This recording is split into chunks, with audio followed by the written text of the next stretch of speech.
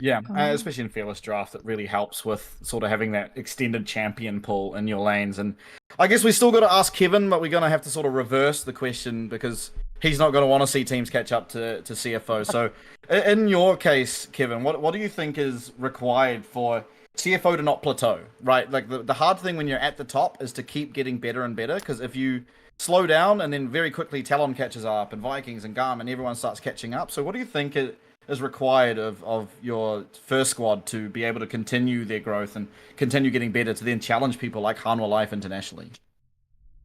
Oh, okay. Hanwha?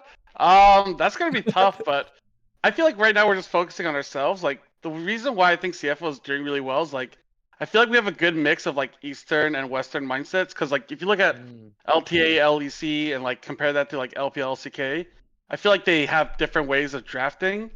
And I feel like the way CFO drafts is like kind of different compared to both sides. It's like a little mix of both, where we are willing to pick, meta champions. Like if Gwen's meta, like obviously we'll just first pick it every time. But if like even then, like we still pick like maybe things that people wouldn't consider as really good. So I feel like our drafting strategy is just like really solid right now, and we do have like weird games like game two where you have like a for fun moment where we're just like running it down even though we were winning. But I feel like that's to be expected when you're like so far ahead.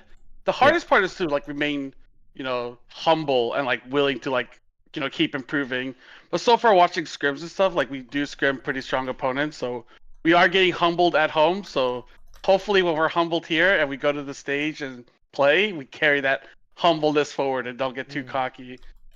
Yeah, yeah, absolutely. And it's, as you said, it's very, I mean, it's okay. You're always going to make mistakes, right? CFO's never going to be the perfect team. And so far, the only mistake they had made, which was up against Talon, who I think everyone would realistically say is the second best team in the region currently. And if you do make those mistakes and it's against Talon, you're probably going to get punished. But I mean, so far, I think pretty all right for CFO. Started off with the two hardest opponents, probably, and took the win off both of them pretty Yeah, cleanly. I do want to jump in and say like Sure. I want us to like all acknowledge that like Talon is historically just the best team in the region, right? It's not Yeah. just about like CFO is the best team now, like it's now Mm. the, everyone catching up to them. It's like they've had a good break, they've had a good like year and a bit, and they've performed incredibly well, and they're an amazingly strong team. And I think they are currently stronger, but like nothing's stopping Talon from just like bouncing back to better form.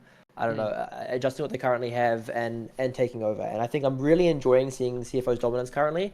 And I think having that as the first game of the split and having such a cool series was like amazing.